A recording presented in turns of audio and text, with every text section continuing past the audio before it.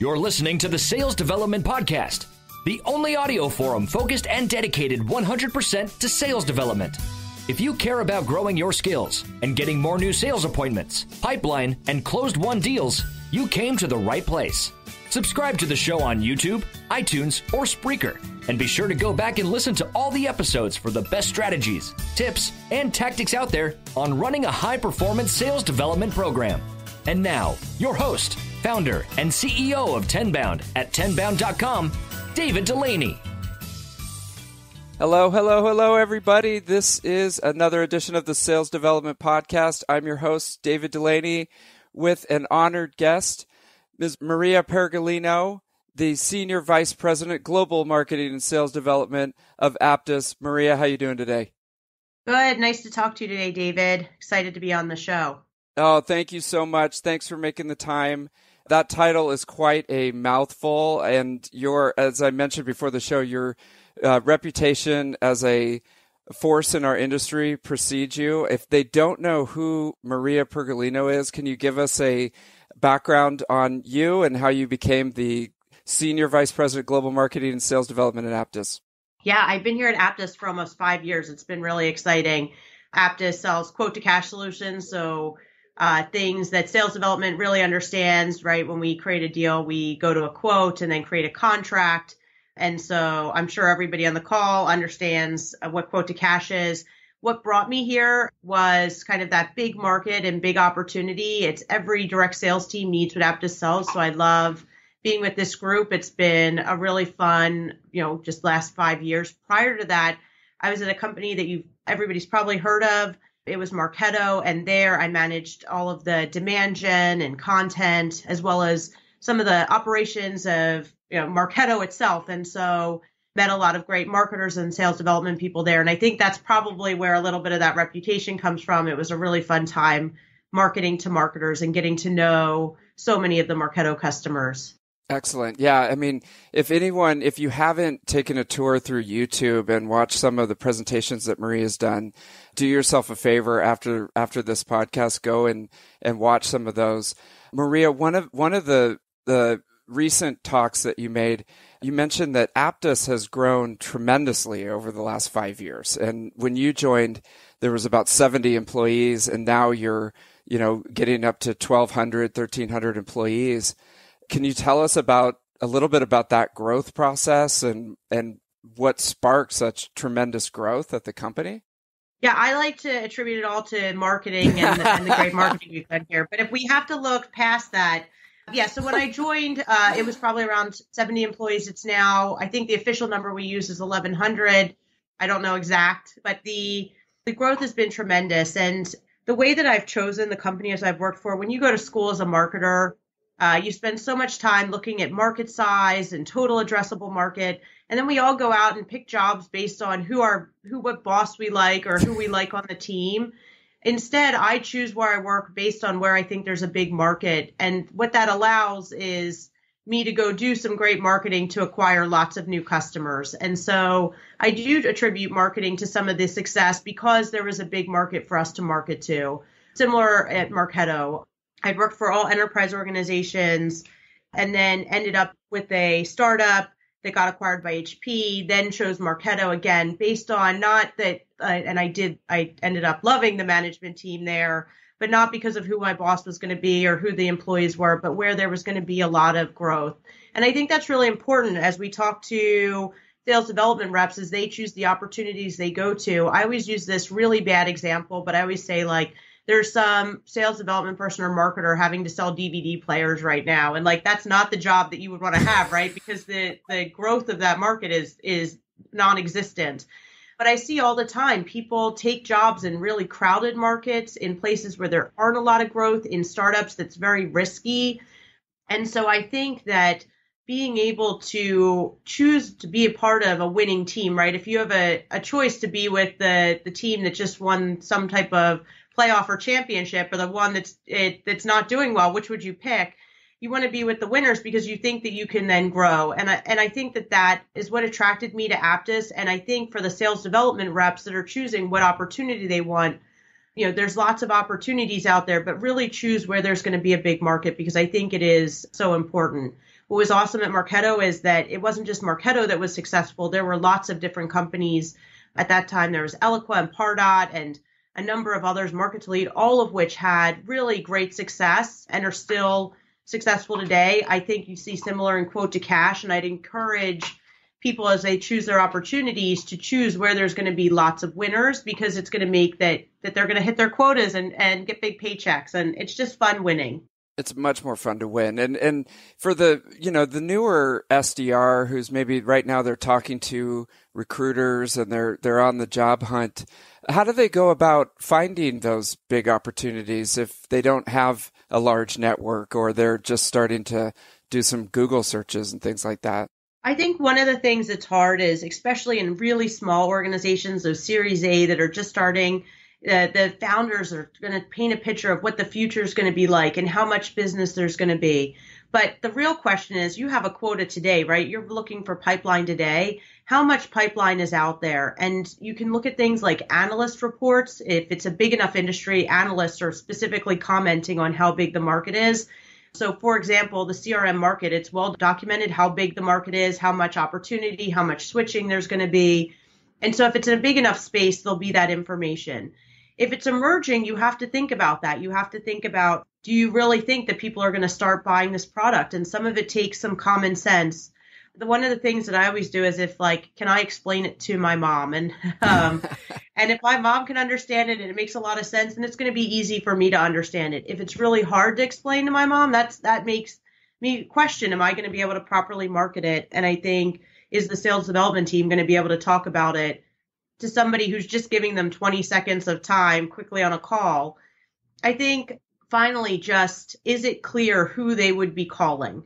So if you can't figure out who you would pick up the phone and dial for that opportunity, then it might be a little bit risky. If you're selling, so for example, sometimes we're selling to sales here, and sometimes we're selling to legal, sometimes we're selling to finance, but we have messaging for each of those personas. If on an interview they can't say, this is who you call and this is the type of message you deliver, it's going to be really hard, and your money is based on that, right? And so you have to decide if that's something you can overcome. And I think sometimes people don't spend enough time thinking about that. Yeah, I think, you've got bills to pay and it's very expensive, especially to live in the Bay Area. And you're going, okay, I don't really understand what this company does. They seem nice and they're offering me a job. So what the heck? But I think that we're on the same page, and that's a recipe for just getting into a bad situation. The other thing that happens with smaller companies is often they're on the cusp. They're there early. And so it may be a year or two. The company may actually be successful, but it may take some time to get there. And so even if it's going to be long-term success, that doesn't mean the short term. I've seen a lot of times where that's happened. And so often, again, just focus on, is there a buyer today? Right. And then what about, leadership within the company?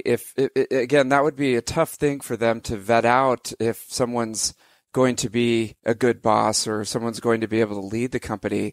Any tips or suggestions on how they can learn a little bit more about who these people are and how they treat people and things like that?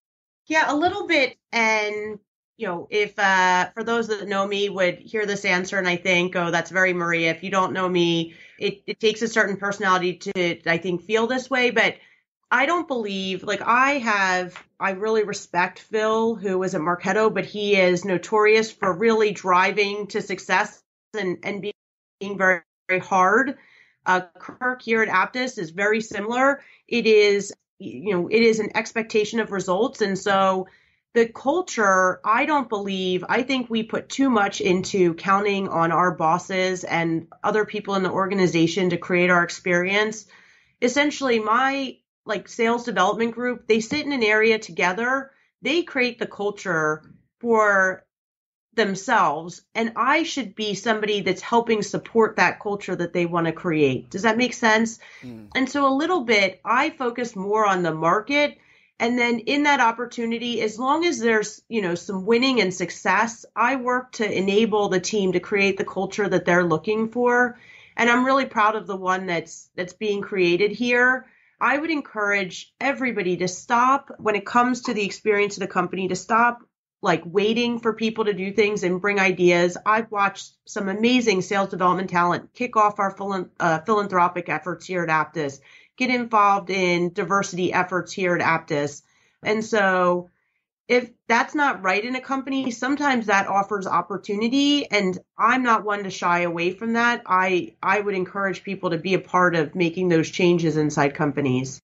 Yeah, and if you guys haven't gone back and listened to the podcast with Catherine, who leads up the sales development group, it's a great discussion. And, I think to your point, instead of waiting for someone to create something, go ahead and take personal responsibility for yourself and your career and really the vibe, that you're creating on the team versus the sort of victim mentality, right? I totally agree with that. And when people come in and are positive and are trying to make positive change, you watch the organization. Everybody on this call, I bet, can think of the people in their company that describes. You can be that person, right? I think it does take some planning and some initiative, but I watch people here at Aptus very successful, just, finding a way to stand out using culture as that differentiator. Right. Okay. So do your research, make sure that you understand the market, make sure that it's on the upswing and it's growing and you get it. You can explain it to your mom and then go in and create your own culture, create your own destiny and lead instead of just waiting around. I love that. From a higher level, say, there's all these debates amongst the sales development community on how teams should be structured and how they should interact within the organization. There's a lot of confusion out there, quite frankly, of where the team should sit and what they should be doing and who should they report to. And I know we can't answer all those questions right now, but can you tell us a little bit about how you structure sales development as part of the greater marketing org and how you interact?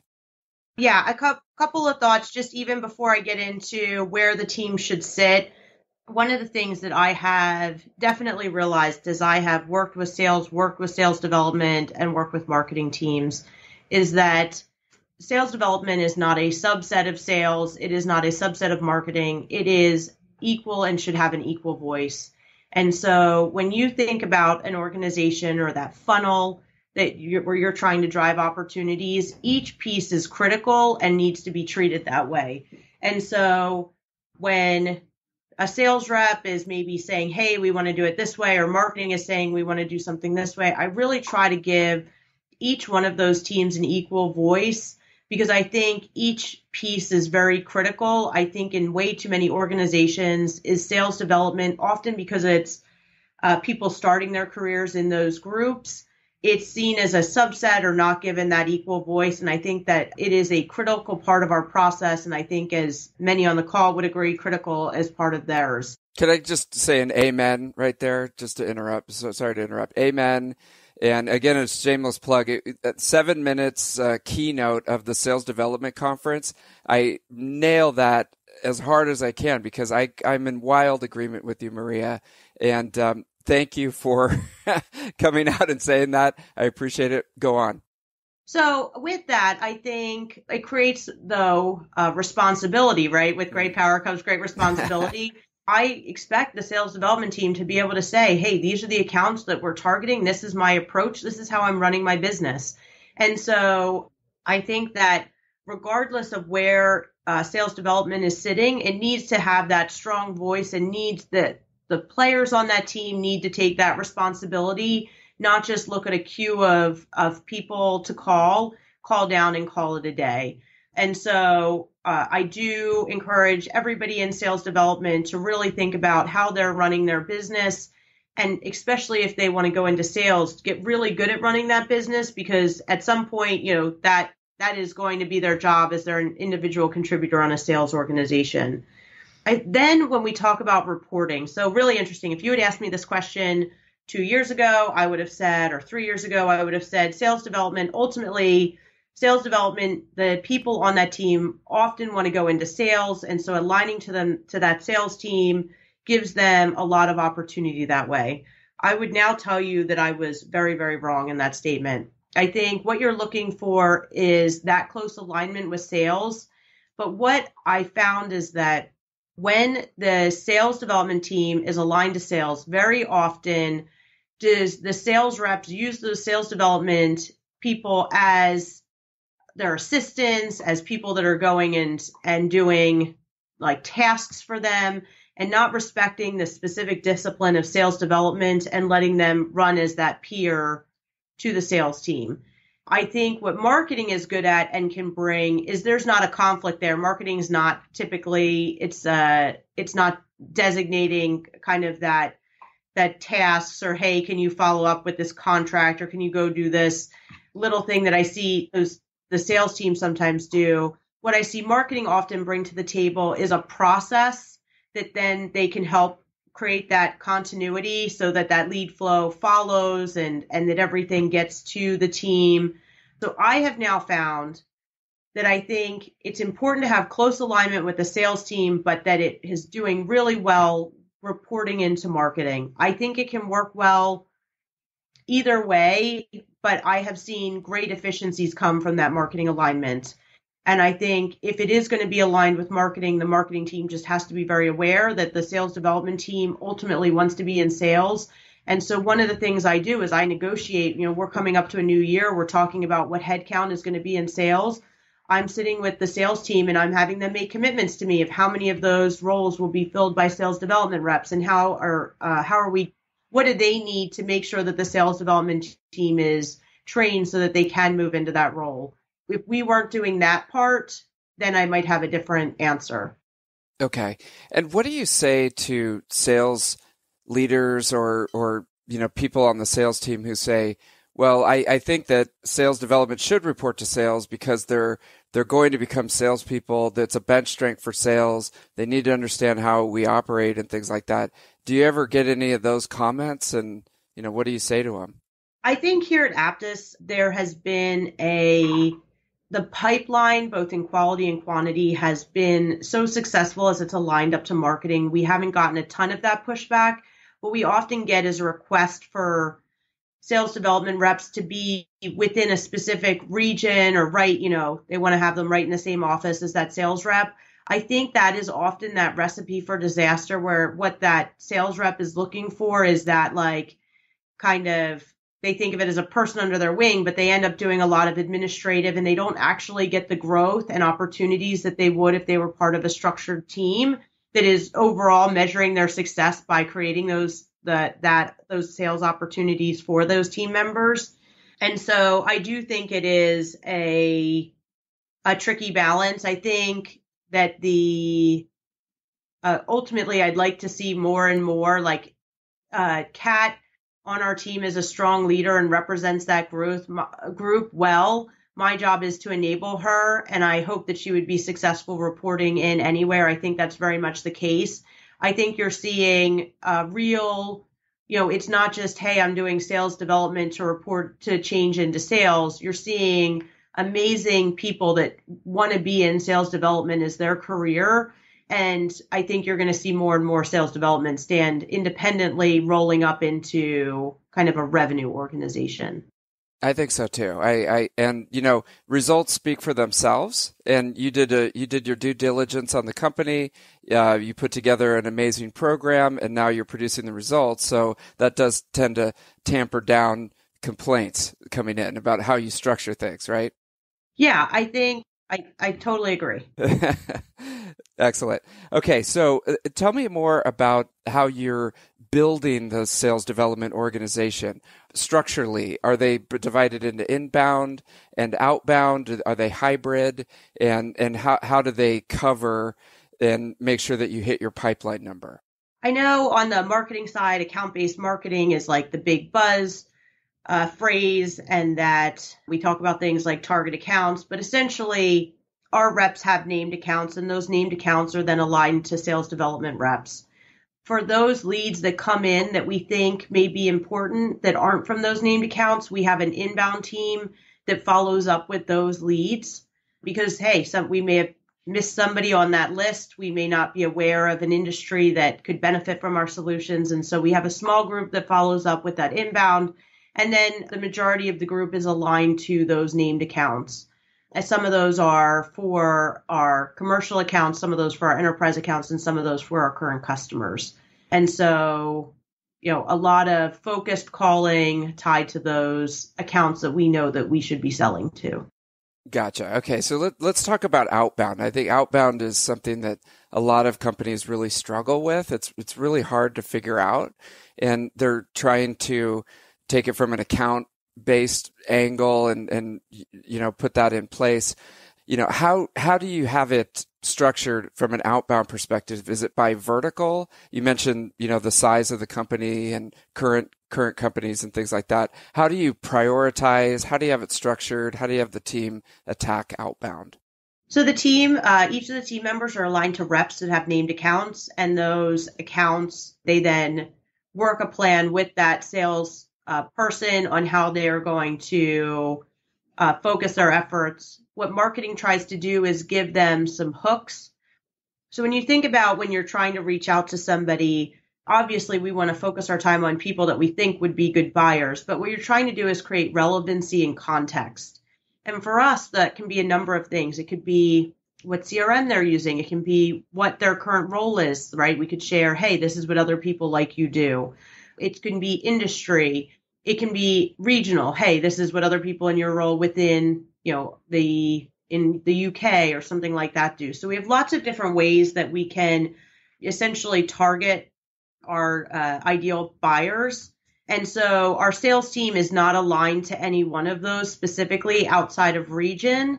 What marketing then tries to do is make sure that the sales development team has that information so they can say, hey, here's an industry campaign I'm going to use with this person, or here is something based on role or title that we're going to use.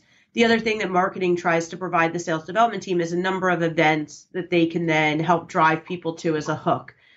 There are so many companies in my inbox right now that I know at some point I want to pay attention to, but I just don't have enough time. I think what events do really nice is you can't move. If somebody's having a dinner on Thursday, you either have to choose if you're going to attend or miss that dinner. And so I really like events as a way to create urgency within one of those outbound accounts. Okay. And do you organize general events where people from a lot of different accounts can come, or is it just one event for one account where you try to get multiple personas to attend? We've done a mix of those. I think generally what we will do is some type of field activity. And so I do think it's very important for field marketing to be aligned with sales development and make sure they hear what pains the sales development team are happening, where there's priority, where we're struggling breaking in, because often an event can be something that gives that hook, right? Listen, I get you're not ready to buy now. We'd love to talk to you. I really think you'd get along with our head of sales. He's going to be in the region. Why don't you join us at this event? And things like that get people talking. It creates a reason for it to happen now, which is just often so important. Yeah, I love that concept of hooks and creating hooks that we can use, and relevancy and context, and doing a lot of that research so that you can enable the SDRs to have conversations with people instead of, trying to figure all that stuff out without really any direct support. I've worked with a client to try to set up their account-based outbound, and using Salesforce and one of the Cadence products, I won't tell you which one because they're friends of mine. It was really hard to organize everything to go from an account level.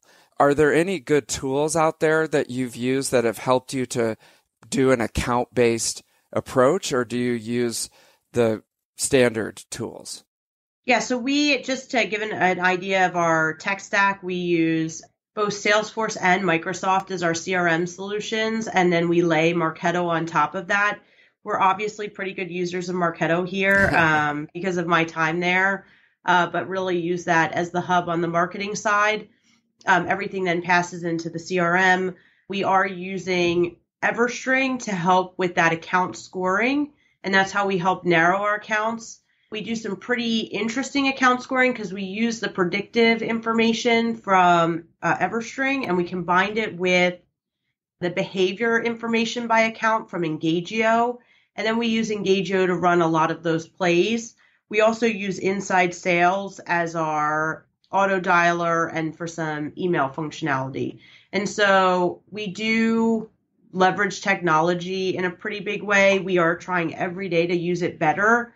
I am a pretty big fan of Engagio. Okay. Yeah. Tell me more about how that works, because, for example, when I was working with this company, we were looking at the accounts, and it was a very small sales team. So we only picked 200 accounts, and we had to start kind of from the top to say, we know the accounts that are in our wheelhouse. Now, what leads do we have already in Salesforce, or what contacts are associated with those? And then, how do we sort of prioritize, divide, and conquer to start going out and talking to these people? And just, trying to piece it all together was, especially for not a real technical person, it was really hard to figure it out, and then be able to monitor it in a dashboard. Does Engagio help you with organizing all that and getting it into one, dashboard that you can then go after? Yeah, absolutely. I think the first thing to note, and it's something that I have to work with the team on all the time, is we go to the things that are check boxes, right? So just today, I know before the call, so that I could take this call, I said I had to move a bag of popcorn. And essentially today I received in the mail a box that had a bag of popcorn in it. It had a lovely note that I can't say I read from a company saying something about their product. And I know that it was part of one of my favorite things about account-based marketing is all the free stuff I've gotten in the mail. I think the problem with that is I wasn't familiar with the brand. I got this thing. I took the bag of popcorn. I threw it out for the rest of the team to have.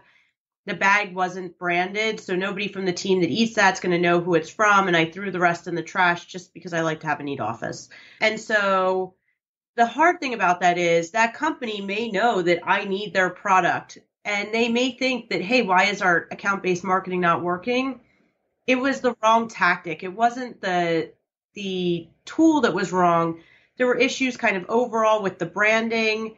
The letter they wrote was lovely, but it was so long. I couldn't understand what the value prop was quickly. And so what I think happens is that company looks and goes, hey, the Engagio doesn't work, or the targeting doesn't work.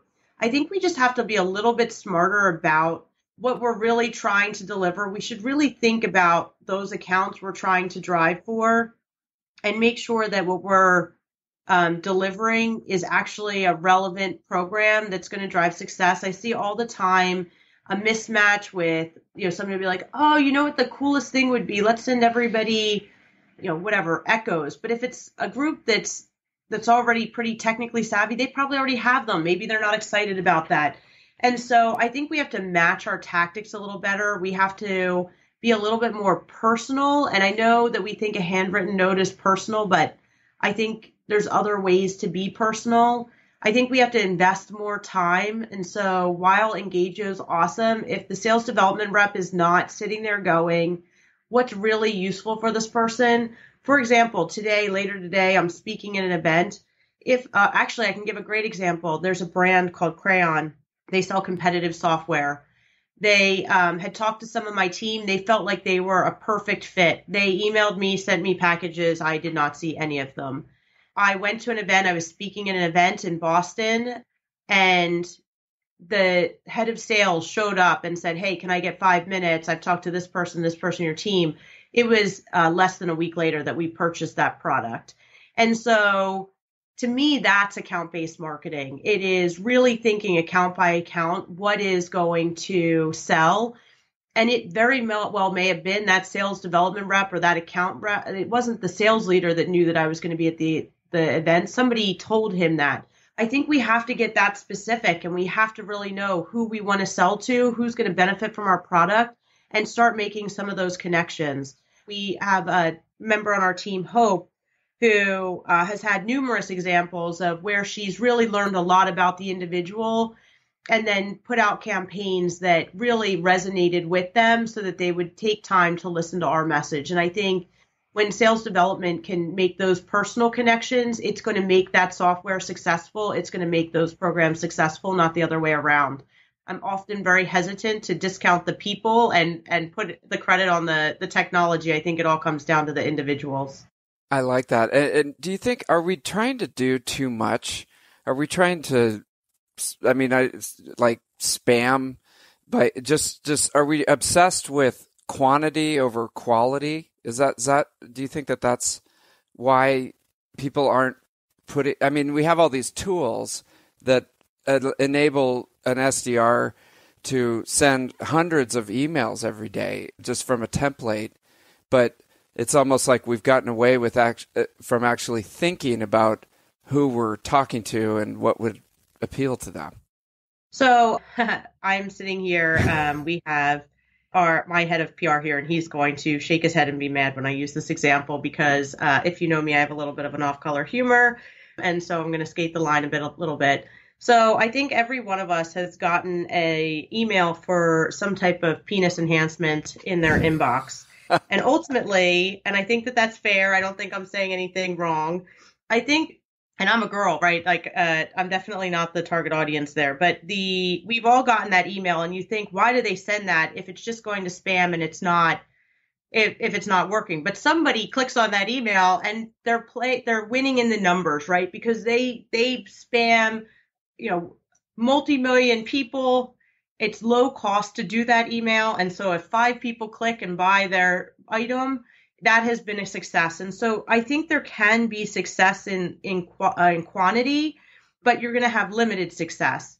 And so bringing it down to maybe a more relevant example, when we were at Marketo, we had our emails going out from like Marketo events, Marketo webinars, and then the sales development reps would send out emails from themselves, and they got a much higher return rate.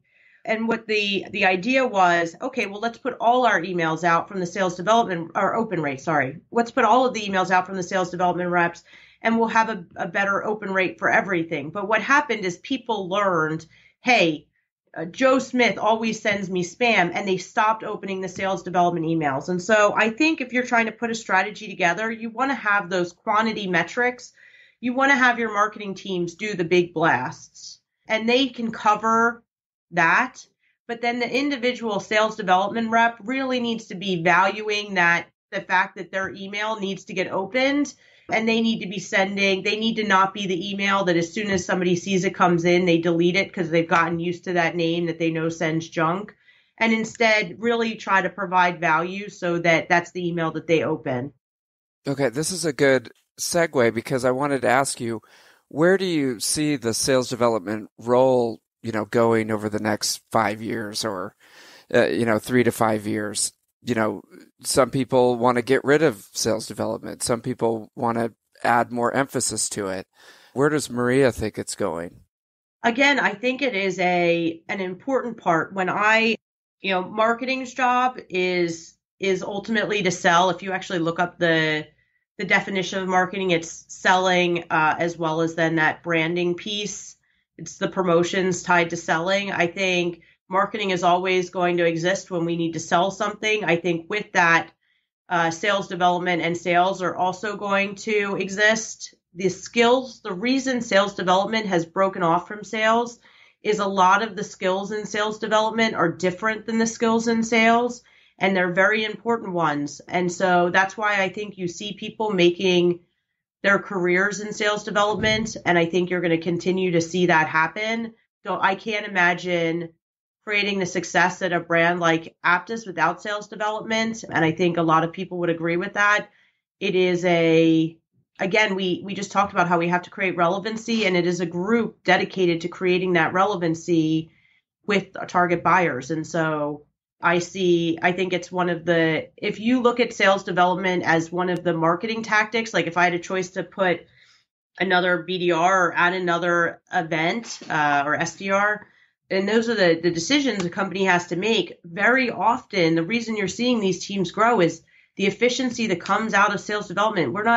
Companies aren't adding them because it's just fun to add, 5 more people into that team. It's because that's where the efficiency in our company is coming from. And so I think as long as that efficiency exists, you're going to see that group grow. It's just good business.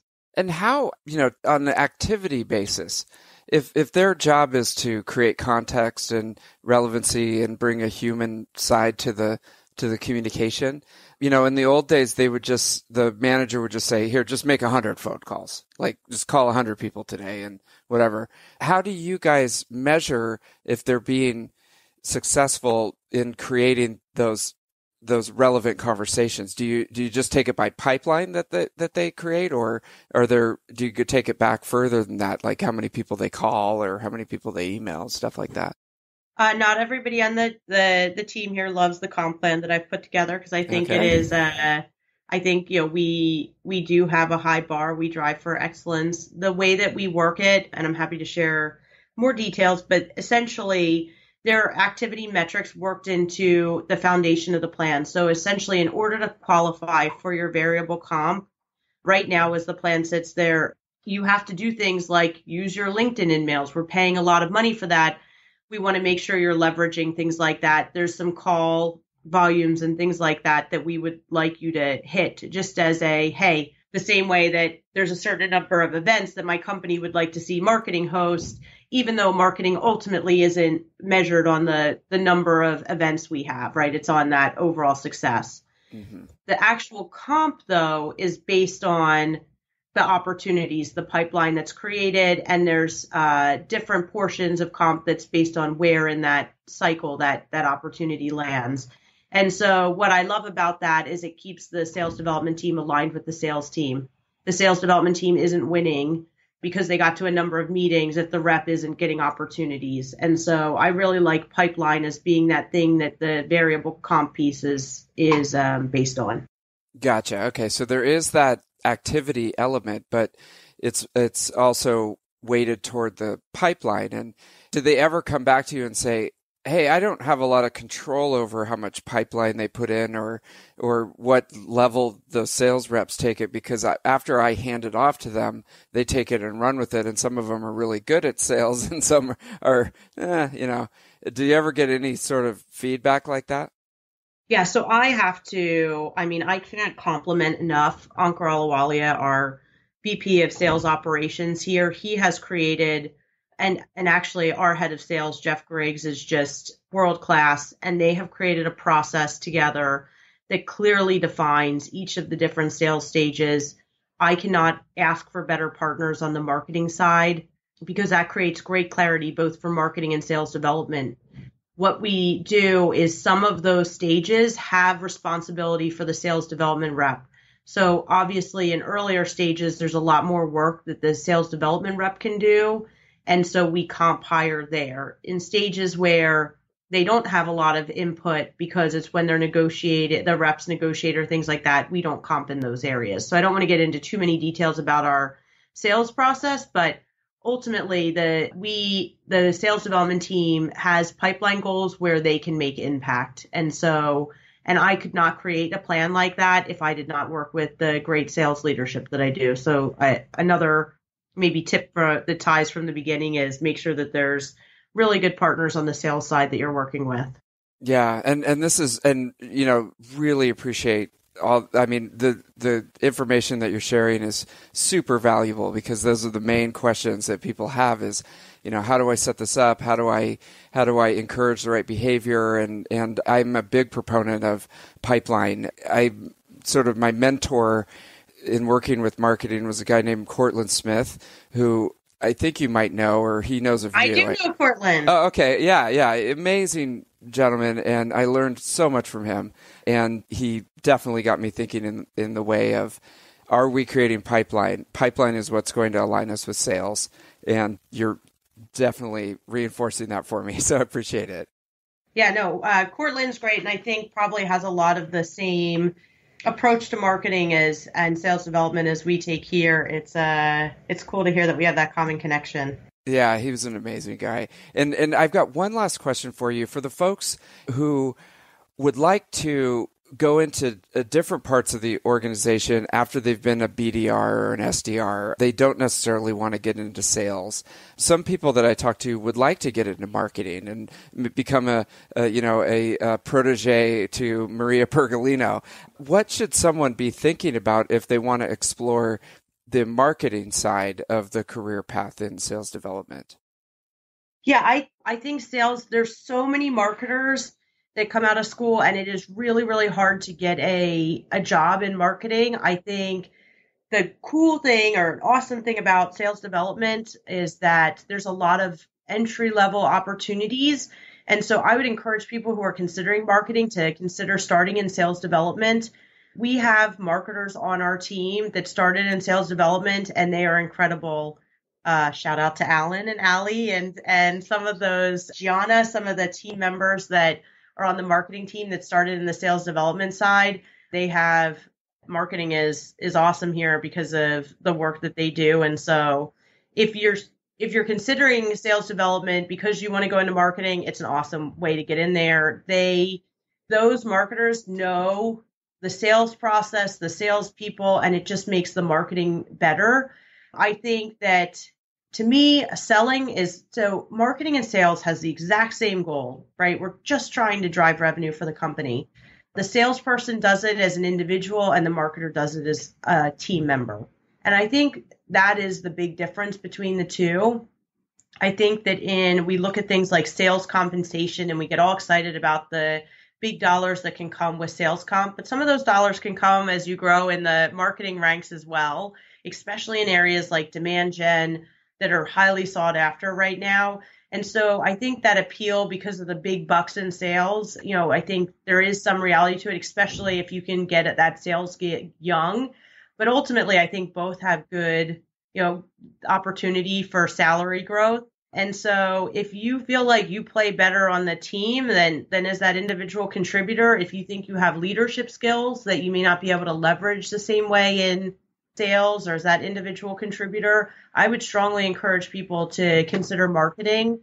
If you're in sales development right now and want to consider a marketing job, I would love to hear from you. And actually, if you're in sales development, considering sales development, we would love to hear from you. I think just opening the dialogue, being clear. The way that the people ended up in the marketing team is them saying, hey, I'm considering lots of different roles. We have lots of our sales development reps that are in CSM roles now. I think you just have to have open a line of communication and talk to leadership about what you're looking to do. Yeah, exactly. Make your numbers, do a great job, rise to the top, and then be vocal about what you want to do and prepare yourself for that future. And I agree. I think, the best marketers are also great salespeople, and the best salespeople are also amazing marketers. And it's you really have to understand, as you mentioned, the end goal, which is we're driving revenue for the company. Maria, this has been amazing. I really appreciate all the information, and, we'll bleep out some of the bad parts, but I thank you for sharing with our audience and being on the Sales Development Podcast today. Yeah, no problem. It was great. If I knew we were bleeping a lot, I would have gone way worse. No, you definitely kept it reined in, and we appreciate it. So thank you. I hope you feel better and enjoy the rest of your day and your talk that you're making later today. Thank you. It's a pleasure being on the podcast. Thank you for listening to the Sales Development Podcast, the only audio forum 100% focused and dedicated to sales development, with your host, David Delaney. Please be sure to subscribe to the show on YouTube and take a moment to leave us a review on iTunes. Your support makes our show possible. If you are struggling with your sales development program, contact us at tenbound.com for a no-obligation exploratory call. Again, that's tenbound.com.